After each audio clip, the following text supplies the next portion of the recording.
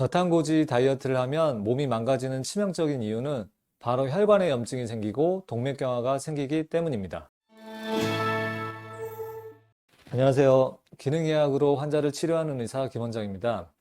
요즘 저탄고지 다이어트를 해서 살 빼는 것에 성공한 분들이 많습니다. 그래서 지금 유행처럼 퍼지고 있습니다. 하지만 저탄고지 다이어트를 해서 건강을 잃고 고생하는 분들을 진료실에서 어렵지 않게 만날 수 있습니다. 체중은 빠지고 날씬해졌는데 혈액 검사를 해보면 콜레스테롤이 지나치게 올라가 있고 심지어 중금속 중독도 있고 혈관이 손상되어 동맥경화까지 진행된 환자들이 제법 있습니다. 왜 저탄고지를 하면 몸이 망가지고 혈관이 손상되는지 그 이야기를 자세히 한번 알아보도록 하겠습니다. 네, 오늘의 본론인 저탄고지 다이어트가 몸을 망가뜨리는 치명적인 단점에 대해서 한번 이야기해 보도록 하겠습니다. 그 단점은 뭐 동맥경화라고 딱 한 단어로 말씀을 드릴 수 있겠습니다. 영상을 보기 전에 주의사항이니까요. 한번 체크해 주시고요. 환자 케이스를 통해서 한번 이야기를 먼저 풀어보겠습니다.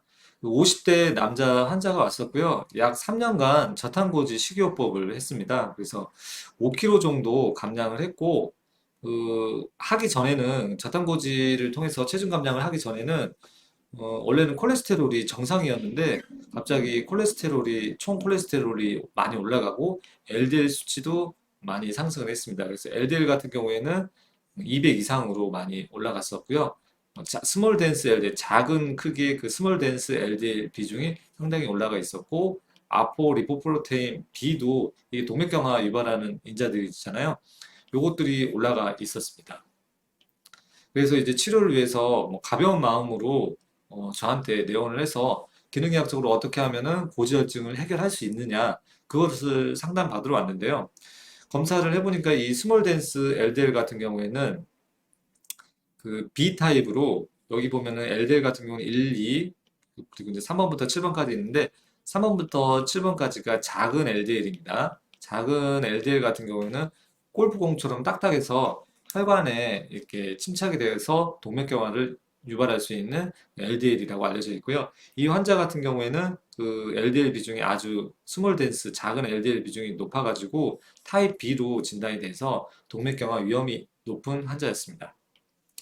그리고 혹시나 해서 제가 중금속 검사도 했는데 수은이 아주 높게 나와 있습니다. 그래서 수은 중독이 의심되는 그런 환자였습니다.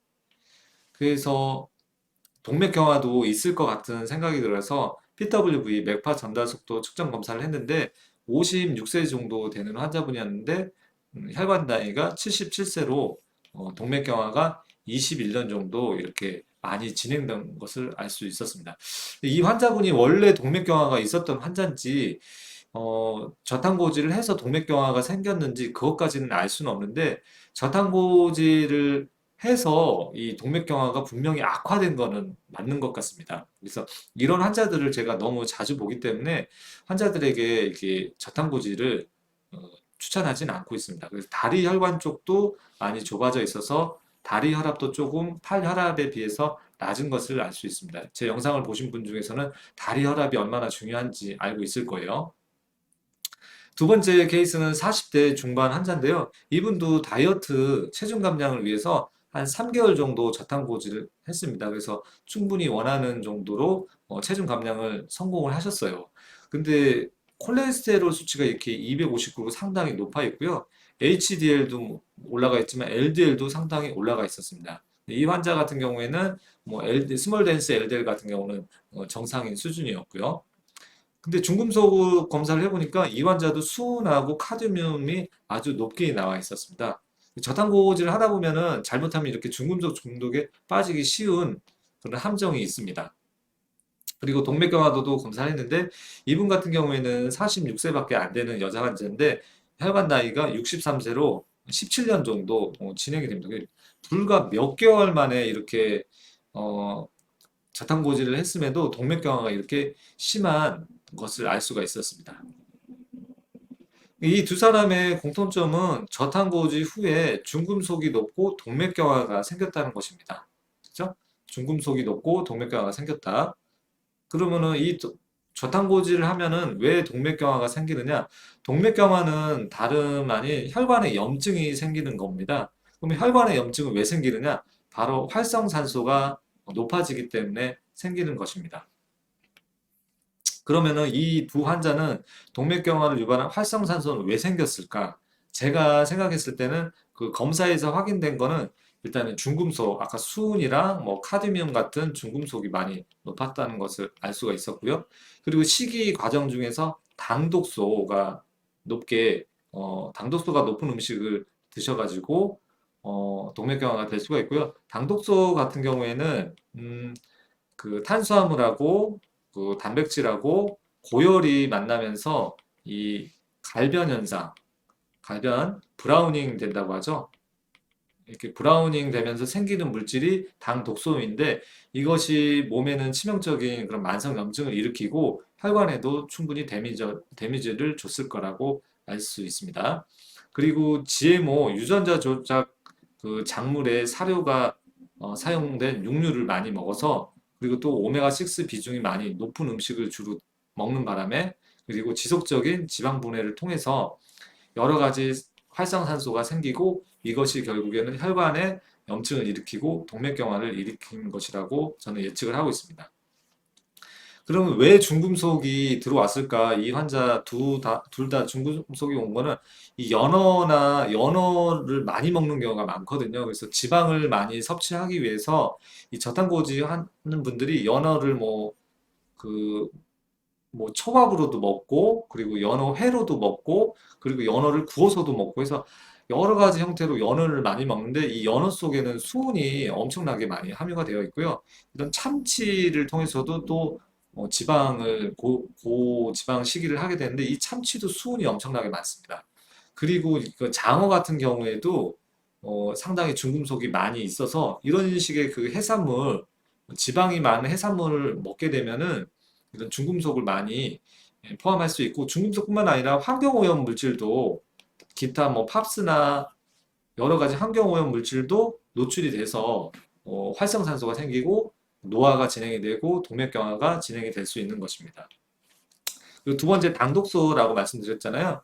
이렇게 그 탄수화물하고 단백질하고 고열이 만나면서 갈색 그 프라이드 치킨이라든가 돈가스라든가 또는 뭐 오븐 구이 이렇게 까맣게 탄 것들은 발암 물질인 거 알고 계시잖아요.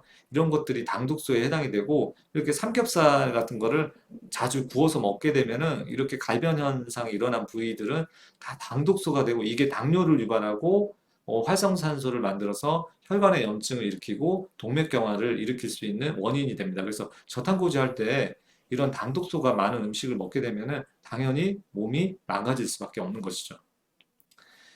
두 번째는 그 육류를 섭취를 하다 보니까 공장식 그런 사육을 한 그 소고기 같은 거를 많이 먹게 되거든요. 이런 소고기 같은 경우는 사료를 옥수수를 많이 쓰기 때문에 오메가6 비중이 높아서 염증이 잘 생기는 것이죠. 그리고 여기에 관련되어 있는 그런 유제품도 문제가 되는 것이죠. 이런 그 소고기, 그 다음에 그 공장식 사육을 하는, 밀집 사육을 하는 이런 돼지, 그 케이지 같은 곳에 가둬놓고서 키우죠. 아주 밀집되게. 그리고 닭도 이렇게 예, 어마어마하죠. 이렇게 바닥에 풀어놓으면 그나마 다행이죠. 이렇게 닭 케이지에 꽉 채워가지고 이렇게 밀집 사육을 하게 됩니다. 그럼 이런 육류들을 먹게 되면은 당연히 염증이 생길 수밖에 없습니다. 이렇게 소, 돼지, 닭의 그런 밀집 사육을 통해서 거기서 얻어지는 계란이나 우유 또한 문제가 되겠죠. 우유를 또 가공해서 만드는 우유, 치즈, 아이스크림, 요구르트 같은 그런 것들도 결국에는 염증을 일으키는 원인이 됩니다. 그 염증을 일으키는 원인이 뭐냐면은 이렇게 공장식 밀집 사육을 하게 되면은 거기서 사육된 소, 돼지, 닭고기를 먹으면은 문제가 되는 이유는 바로 그 GMO 사료를 쓰기 때문이죠. 이거 유전자 조작이잖아요. 유전자 조작을 한 그런 옥수수, 대두 같은 경우에는 그 농약이 엄청나게 많이 포함이 되어 있는 것을 알 수 있습니다. 그리고 성장 촉진제를 쓰기 위해서 항생제를 다량 사용을 해서 그 가축들을 살을 찌우고 체중을 늘려서 이제 팔게 되는 거죠. 그리고 그 호르몬제도 이용을 하게 되고요. 그리고 또 하나는 그 진드기 같은 게 집단으로 이렇게 사육을 하다 보니까 진드기 같은 게 생기기 때문에 그 살충제도 많이 뿌리게 되거든요. 그리고 항생제 같은 경우도 이제 독감이나 폐렴 같은 거 안 걸리게 하기 위해서 물에다가 항생제를 타서 주기도 하기 때문에 이렇게 농약과 항생제와 호르몬제, 살충제가 많이 포함이 되어 있는 음식이 이렇게 밀집 사육을 통해서 길러진 가축인데 이것을 저탄고지하면서 대부분 많이 먹게 됩니다. 그리고 이제 뭐 다른 나라에서 오게 되면은 배로 한 달 이상 이렇게 수송을 하게 되는데 그러려면은 썩지 않기 위해서는 방부제를 넣고 유통기한을 늘리는 수밖에 없죠. 그리고 대부분 어, 이런 공장식 밀집 사유가 한 그 육고기를 그 고열에 가열을 해서 당독소가 또 많이 생기거든요. 그리고 이제 계란하고 유제품도 당연히 문제가 되고요. 거기서 나오는 가공육이라든가 기타 가공식품 또한 마찬가지입니다. 그래서 이런 안 좋은 건강하지 않은 염증을 잔뜩 유발할 수 있는 식재료를 당연히 많이 먹으니까 콜레스테롤이 엄청나게 올라가게 되고 혈관에 염증이 생기고 동맥경화가 생길 수밖에 없는 것입니다. 그리고 지속적인 그 너무 저탄고지를 오래 하는 것 자체가 문제입니다. 그래서 지속적인 지방을 분해하게 되면 지방을 태우는 것 자체가 활성산소가 생기고 염증을 생길 수 있는 원인이 됩니다. 그래서 충분한 항산화제가 서포트가 돼야지 되겠습니다. 그런데 이 지방, 체지방 속에는 지방만 있는 것이 아니고 그 잔류성 유기 오염물질이라든가 불소 화합물, 벤젠 솔벤트, 중금속, 프탈레이트, 파라벤, 비스페놀 이런 것들은 지방의 많은 음식에 많이 포함이 되어 있습니다. 그리고 또 우리 몸에 저장될 때도 이런 지방 속에 기용성으로 이렇게 저장이 되게 됩니다. 이렇게 지방에는 지방뿐만이 아니라 지방의 그런 환경 오염 물질이 많은 음식을 먹게 되고 또 지방에도 이런 물질이 우리 몸에도 이런 물질이 다량 저장이 되어 있는데 이 지방이 분해되면서 혈관으로 이런 다량의 환경 오염과 중금속 오염 물질이 그 노출이 되게 되고 그것을 통해서 또 활성산소가 생기고 혈관에 염증이 되고 결국에는 동맥경화가 되는 것입니다. 그래서 저탄고지는 함부로 쉽게 하는 것은 추천드리진 않습니다. 자칫 잘못해서 체중은 빠지지만 혈관이 망가지고 전신에 염증이 생겨서 노화가 빨리 진행될 수 있기 때문에 저탄고지는 가급적 안 하는 것을 추천드립니다. 그래서 탄수화물을 먹느냐, 지방을 먹느냐 이런 문제가 아니거든요. 자신에게 혈당이 올라가지 않는, 자신에게 잘 맞는, 염증이 생기지 않는, 장이 불편하지 않는, 자신에게 맞는 음식을 잘 찾아야지 되고요.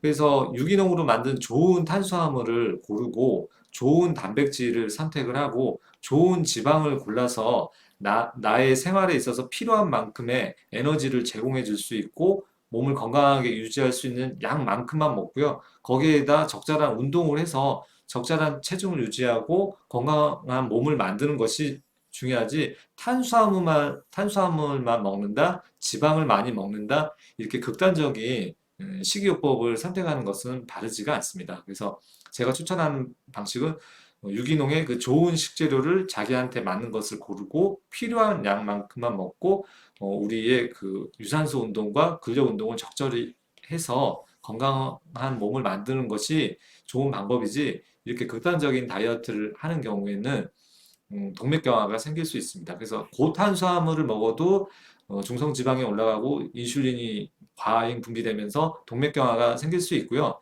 고지방식을 잘못 먹게 돼도 활성산소가 생기고 염증이 생겨서 동맥경화가 생길 수 있습니다. 그래서 양극단으로 갈 게 아니라 적절하게 우리 몸에 맞는 수준의 식단을 잘 골라가지고 자신에게 커스터마이징 해가지고 건강한 식단을 구성을 해서 그것을 이렇게 꾸준하게 섭취를 하고 운동 관리를 해서 건강한 몸을 만드는 것이 중요하다고 할 수 있겠습니다.